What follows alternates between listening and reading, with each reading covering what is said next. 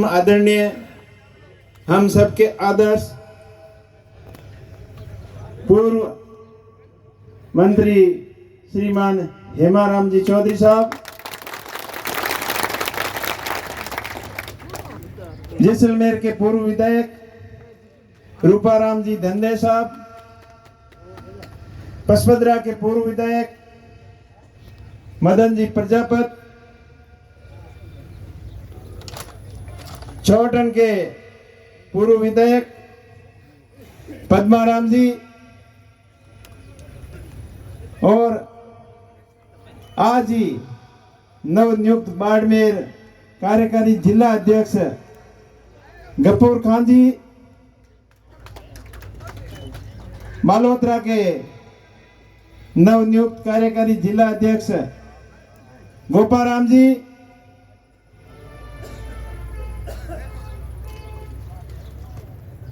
PCC member Azad Singh ji, यहाँ के प्रधान साहिबा, प्रधान पाइला चुनाराम जी, पूर्व प्रधान सोहन जी, ताजाराम जी और समस्त पूर्व प्रधानगण, समस्त जिला परिषद सदस्य, समस्त पंचायत समिति सदस्य, समस्त सरपंचगण, समस्त कांग्रेस पार्टी के पदाधिकारीगण, आरएलपी पार्टी के भाई ताजाराम जी यहाँ के ब्लॉक अध्यक्ष, हरिराम जी जाजड़ा साहब, जयराम जी कुलदीप साहब, दिनेश जी कुलदीप साहब और समस्त, मेरे कहने में कोई गलती हो गई है तो सुनाराम जी आप बता देना, बट कोई सम्मानित मंच और दिनेश जी चौधरी ब्लॉक अध्यक्ष, समस्त जनप्रतिनिधिगण, सरपंचगण और दूर दराज गांव ढाणी से आए हुए मेरे पिता तुल्य बुजुर्गों, युवा साथियों, आज आप बड़ी संख्या में यहाँ उपस्थिति दर्ज कराकर ये साबित कर दिया कि कांग्रेस पार्टी और राष्ट्रीय लोकतांत्रिक पार्टी का जो गठबंधन है वो राजस्थान को एक नई दिशा देगा और राजस्थान में बदलाव की शुरुआत यहाँ बाकासर बॉर्डर से शुरू होकर हरियाणा के हिसार बॉर्डर तक कंटिन्यू कांग्रेस की और आरएलपी के गठबंधन की लहर चलेगी और आंधी और तूफान की तरह चलेगी। भाइयों, पुरानी बातों को भूल जाओ और नई शुरुआत करो। अब अकेले लड़के देख लिया, अकेले लड़ने से पार नहीं पड़ती, इसलिए गठबंधन करना जरूरी था और गठबंधन का धर्म ईमानदारी से अपन सबको मिलकर निभाना है।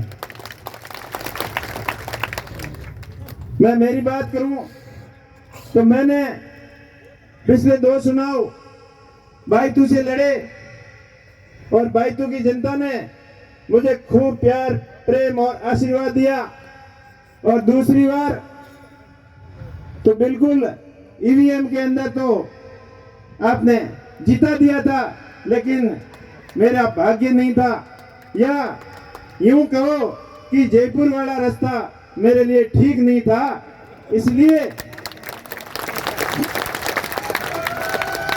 चुनाव शायद मेरे पक्ष में नहीं रहा, क्योंकि मेरा लगाव शुरू से दिल्ली से रहा है।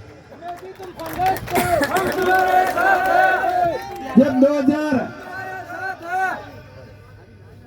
1995 में मैंने 12वीं की परीक्षा या बालोतरा से पास की और बालोतरा 12वीं पास करते ही रोजगार की तलाश में आर्मी की भर्ती हो चाहे पुलिस की भर्ती हो, इसकी भागदौड़ में लगा हुआ था और आर्मी की भर्ती होने के लिए मैं जैसलमेर जा रहा था तो शिव पहुंचा, तब पता चला कि वो तो भर्ती कल हो गई।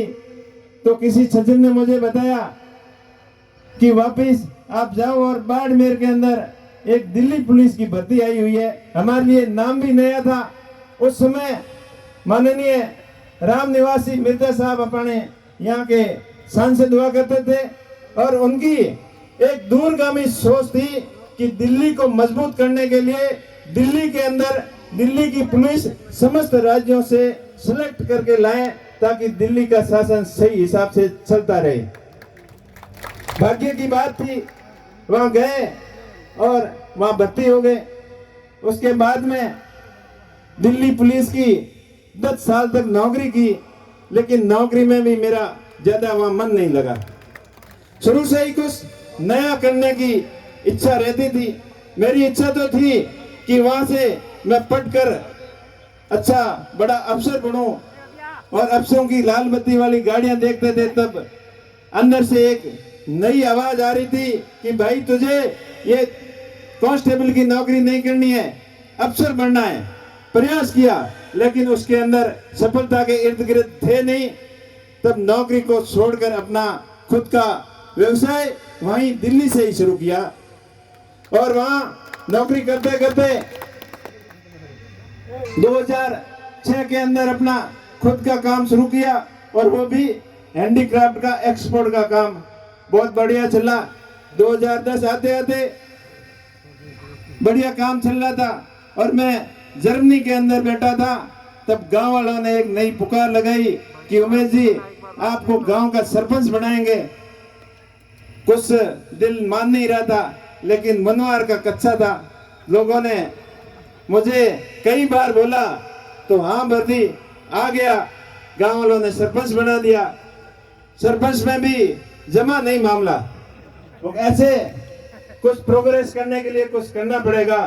तो काम थोड़ा डिस्टर्ब हुआ तो काम की नई लाइन पकड़ी, कंस्ट्रक्शन का काम शुरू किया और 2018 आते आते जब जयपुर के अंदर बहुत बड़ा एक रेला हुआ था, हनुमान जी ने किया था और उसमें सबसे ज्यादा भीड़ अपने बाड़मेर जिले से गई थी। तो वहां भी संभावनाएं देखकर कुछ अच्छा करने का था, लेकिन वक्त ऐसे आया कि जो उसके अंदर होना था वो हो नहीं पाया। तो ये तो थी कुछ बातें जो आपको मैंने मेरी निजी राय बताई। अब मैं आदरणीय हेमाराम जी का बहुत बहुत धन्यवाद देना चाहता हूं कि इन्होंने पूरे बाड़मेर जिले की अपनी कांग्रेस के नेताओं से, चाहे रूपाराम जी हो, चाहे अमीन खान जी हो, चाहे गफूर खान जी हो, चाहे पद्माराम जी हो, चाहे साले मोहम्मद जी हो, चाहे मानवेंद्र जी हो, कर्नल साहब हो, सबसे विस्तृत विचार विमर्श करके मदन जी वगैरह सबसे पूरे ब्लॉक अध्यक्ष सबसे विचार विमर्श करके ये निर्णय लिया। और मैंने भी जब 23 वाला रिजल्ट आया तो उसके बाद में पूरे जिले की ऐसी भावना थी कि उमेश जी अब इस पार्टी से अकेले से आप आगे नहीं बढ़ सकते, आपको कुछ निर्णय लेना पड़ेगा। तब आम लोगों की, आम जन की ये भावना थी कि आप कोई बड़ी पार्टी पकड़ो। तो मैं तो शुरू से ही कांग्रेस पार्टी से अपने ज्यादा परिवार, समाज, छत्तीस कौम के लोग शुरुआत में कांग्रेस से जुड़े हुए थे तो और अपनों के साथ में रहना ज्यादा पसंद किया और ये फैसला पूरे जिले ने सहर्ष स्वीकार किया। मैं धन्यवाद देना चाहता हूँ हेमाराम जी को, पूरी टीम को, पूरी बाड़मेर जैसलमेर बालोतरा की जनता को और अपने प्रदेश कांग्रेस कमेटी टीम और all India Congress committee team को कि मेरे जैसे साधारण परिवार से जन्मे एक मामूली व्यक्ति के ऊपर आपने इतना बड़ा भरोसा किया। इसके लिए आप सभी का बहुत बहुत आभार। मैं आपसे ये वादा करता हूं कि मैं आपके भरोसे आपकी उम्मीद पर पूरा खरा उतरने का प्रयास करूंगा। हेमाराम जी हम सबके आदर्श हैं, सबको साथ लेके चलते हैं और मैं आप सभी के सामने वादा करता हूं कि मेरे अंदर तनिक भर की भी इंसानियत है तो हेमाराम जी के आखिर को कभी लांग के आगे नहीं जाऊंगा। हमेशा इनके मार्गदर्शन में, इनके बेटा बनकर काम करूंगा और आप सबका भाई और बेटा बनकर आपकी सेवा में कोई कमी नहीं छोड़ूंगा। संपूर्ण पार्टी परिवार, संपूर्ण आरएलपी के कार्यकर्ता हो चाहे कांग्रेस के कार्यकर्ता हो, सबको साथ में लेकर चलूंगा। कोई भी किसी प्रकार का वाद विवाद और भेदभाव नहीं करते हुए सबको साथ लेकर चलेंगे और पार्टी को मजबूत बनाएंगे। कांग्रेस पार्टी पिछले 10 साल से कांग्रेस बाड़मेर, जैसलमेर, बालोतरा से नहीं जीत पाई। इसके पीछे कई कारण थे। अपने को बड़े बड़े सपने दिखाए, चाहे काला धन का हो, चाहे पूरे देश को हरा भरा और खुशहाल बनाने का हो, चाहे रोजगार का हो, सारे बातें हवा हवाई रह गए। जब 2014 में मोदी जी यहाँ अपने बालोतरा में आए थे, बहुत बड़े बड़े भाषण दिए थे। आप सब में से सबको याद होंगे, नर्मदा गांधी, इंदिरा गांधी नहर और नर्मदा नहर को आपस में जोड़कर बाड़मेर के बॉर्डरी इलाके को मजबूत और हरा भरा करने का अपने को सपना दिखाया था। लेकिन आज देख लो क्या दुर्दशा है इस इलाके की। ये रूपाराम जी बैठे नहरी इंदिरा गांधी नहरी क्षेत्र के अंदर किसानों की बहुत हालत खराब है। उनको 8-10 बारी पानी की मिलनी चाहिए, उसकी जगह 4-5 मिलती है, वो भी आधी अधूरी और टाइम पे नहीं मिलने की वजह से किसान बहुत परेशान है। नहरी क्षेत्र के अंदर न कोई स्थायी सुविधा है, ना कोई पीने के पानी की सुविधा है, ना ही अपने मुर्गों के ऊपर लाइट की सुविधा है। तो इन सभी सुविधाओं को दरकिनार किया और इधर आपके नहर का भी यही हालत है। हेमाराम जी के इनके प्रयास से, कांग्रेस पार्टी के प्रयास से, इंदिरा गांधी के सपने से ये नहरें तो जरूर बनी, लेकिन अब इनकी जो बनी है उनकी भी व्यवस्था बराबर नहीं है। किसानों को कई बार पानी के लिए धरने के ऊपर बैठना पड़ता है और संघर्ष करके अपना हक लेना पड़ता है, और वो भी कभी कभार तो मिल जाता है और कभी कभार नहीं भी मिलता है। लेकिन इन परिस्थितियों के पीछे जिम्मेदार कौन? वो 2 करोड़ रोजगार कहां गया? और किसानों की बात कर रहे थे 2023 तक किसानों की आय दुगनी करेंगे, लेकिन 2023 आके चला भी गया और वो उस मुद्दे को भटकाने के लिए नए नए जुमले लाने की कोशिश कर रहे हैं। आज किसान परेशान है। एमएसपी का मामला हो चाहे आय दुगनी का मामला हो, मेरे को तो ऐसा लग रहा है कि आय दुगनी का तो पता नहीं, लेकिन किसानों का खर्चा जरूर दुगना हो गया।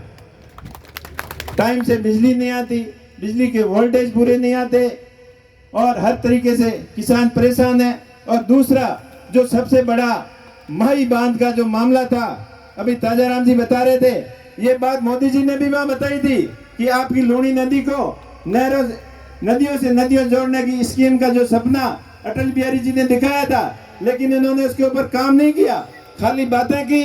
और केंद्रीय जल संसाधन मंत्री अपने जोधपुर के ही होते हुए अपने पश्चिमी राजस्थान के लिए कोई भी एक बड़ा प्रोजेक्ट नहीं ले पाए।